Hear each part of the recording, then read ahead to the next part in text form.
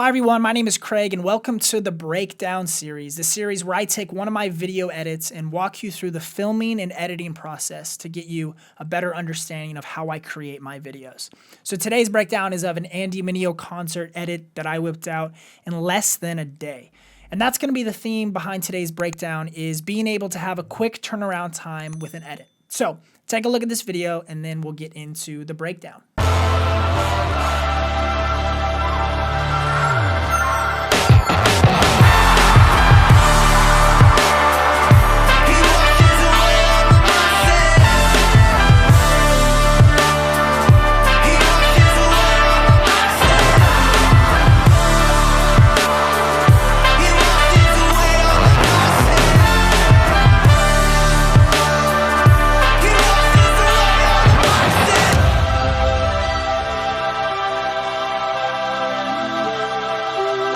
Anxiety is fear mixed with control. So I love that edit. It is really simple. It is really clean. You can see here that I only have one video channel in my Premiere project file. There's not a bunch of video layers. I'm not overlaying a bunch of stuff on top of each other. It's a really simple, effective edit with a lot of hard cuts. So let's just get into the breakdown. We'll start here with the first clip. So all that is a slow-mo shot of him running on the stage. I'll show you, I actually pulled aside the raw clip, and I didn't exactly know what I was going to do for the intro. When I was at the show, I knew that I was going to have the opportunity to be on stage a lot, and I knew that I was going to have the chance to be behind him as he was running out on stage, and I didn't know exactly what I wanted to do. So in the moment, I thought the best thing was to maybe grab a shot of his feet running onto the stage and kind of pan up with him as he ran out to reveal the crowd. So this is that raw clip. You can see and this stuff happens quick. You don't have a lot of time to react. You don't know where he's going to go or what he's going to do. So that's the opening shot that I used, but I only used a portion of it here for the intro, just the slow-mo of that little hop that he does at the beginning. Okay, so this shot right here is my favorite shot of the whole video. And it's actually super simple. This is actually a nested sequence, so if we open it up, we can see what it looks like. So all I did was I was shooting sound check, and during sound check, I had the opportunity to grab this wide of him. And this is where it's vital to have a plan when you're going into an edit and when you're filming. I knew that I was going to have the chance to shoot sound check for him. And so I really made sure that I was going to get a wide of the stadium being empty, and then I was going to do some sort of cut with the stadium being full if I could get the chance to get a low angle from behind the stage and get this shot of him, which we did. And you can see that it's not perfect. And this has to do with lens compression. All lenses, when you zoom in and out of them, have a different compression value. And right here, we can see that the stadium looks a little wider than it does right here. And that's because I'm probably shooting at about 35 millimeters on a 24 to 70 millimeter zoom lens here. I'm probably about 35 millimeters, and right here I'm probably closer to 24, and I might be a couple steps closer to him, which is why the stadium looks a little different. If I could go back, I would make sure that I'm shooting at the same focal length so that the backgrounds don't look different. He looks about the same size, but the background is clearly different, so it's just unfortunate, but you know, it works. And all the effect is I'm cutting to the beat and I'm switching between the stadium being empty and the stadium being full. So we can see it here, what it looks like in the edit.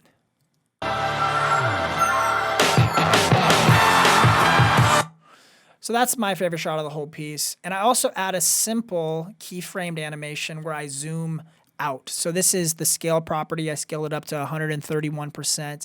And as the video plays, it's scaling back out to 0%. The reason why I nested the sequence is so that the scale property would apply to everything in the nest. So it's applying to these really short clips too, so that when we zoom out, Andy stays the same size.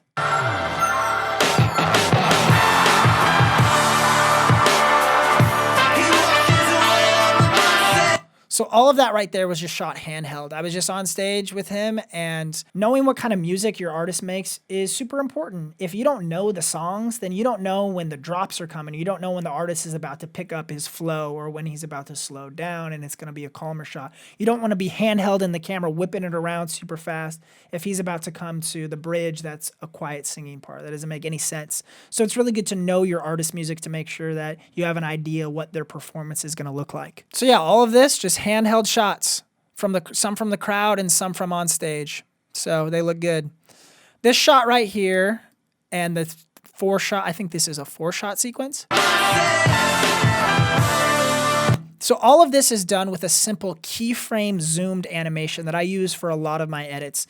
It's really important to note, you don't have to find some crazy preset online on YouTube or something. That's some like crazy zoom in that, I don't know, makes you disoriented. You can use simple keyframes to create these zoom transitions, and that's what I do here. So if I click on this clip, you can see that up here in the left corner, we have the scale properties, and we're setting a keyframe right here for 100%, and we're gonna zoom in. I think I zoom into like 180% right here. So it's just creating a fake zoom. And then the next clip, I'm starting it at 180% and zooming into like 300 almost.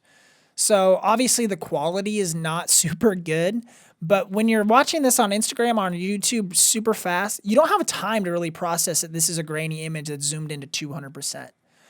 So this is just a zoom. So this is a shot of him and Ray dapping up before the show begins. And here's a shot of Ray DJing. And then it zooms into him back on stage.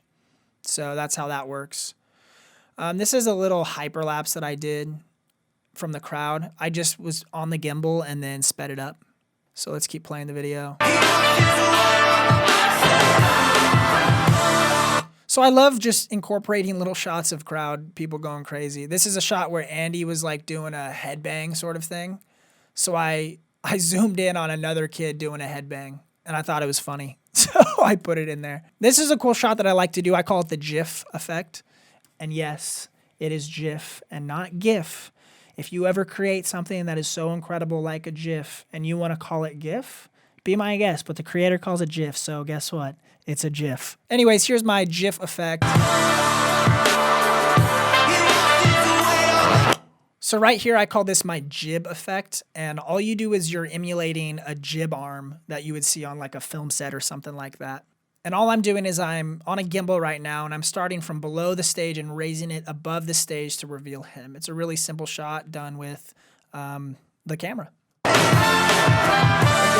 more handheld.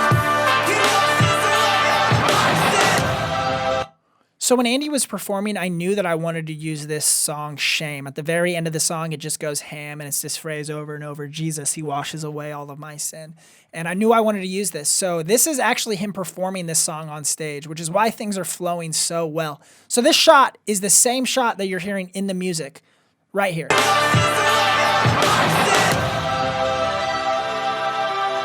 So this is why it's so important to know the song, because I knew right here he was going to do something cool with that arm or his body, because the music has that big hit right there, and artists love to play off of their music like that. So right here, the lights go out and he does this cool hit, and that's what I did there. And then I cut to a shot of all of the lights going out just because I thought it was cool.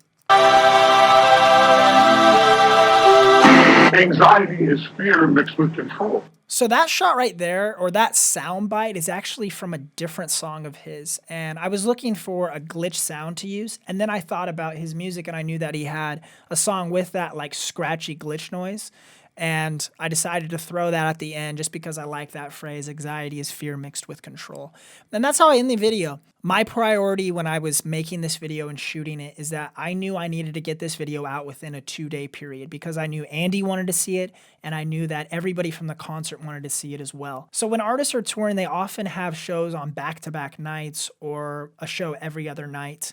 And if you decide to shoot a show on a Sunday night, and you have to work through the week and you don't prioritize that edit until the following weekend, there's a chance that that artist just had 3 or 4 shows during that week, and that somebody was able to whip out an edit before you, and the artist might not repost your video, or If you're trying to get your video featured in the YouTube algorithms or in the explore page or seen in hashtags, it's important to get those videos out sooner. So I knew with this video it was important for me to get out the video quick, not necessarily have the best video of all time. Since I was able to whip this edit out in such a short amount of time, this actually became one of my most trafficked videos on my Instagram page, which is crazy because it's not even that awesome of an edit.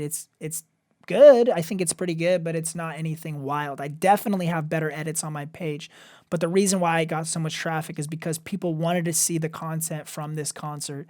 And since I was able to whip it out in a timely fashion, Andy Mineo also reposted the video on his page. That got a lot of traction. That sent people to my page. I ended up getting quite a bit of follows from it, quite a bit of likes, and quite a bit of views on my own channel. Okay, so let's wrap it up with 2 takeaways from this video. The first being, it's important to capitalize on a quick turnaround time. It's kind of the phrase, strike while the iron's hot sort of thing. In the day or 2 following a show, people are eager to see the content from the concert that they just attended. So it's really important to capitalize on the hype surrounding the show that you just shot. And the second thing to take away is you don't have to have an insanely stacked vertical timeline. You don't have to have 13 video layers to create a cool edit. People are always telling me, I want to see the timeline. I want to see your timeline for that edit. And a lot of times I try to have a really clean timeline with 1 or 2 video layers and not a lot going on. A lot of my effects are done in camera or they're done in the effects control panel under the motion property. So I'm controlling things like position, scale, rotation, and opacity for my effects. I'm not adding a bunch of third-party effects. I'm really trying to keep it simple and work with what I have. Okay, so that concludes this video breakdown. And if you would do me a favor and like this video and subscribe to this channel so that you don't miss the next time we do a video breakdown right here on this page. Thanks so much for watching, guys. We'll see you in the next video. Much love.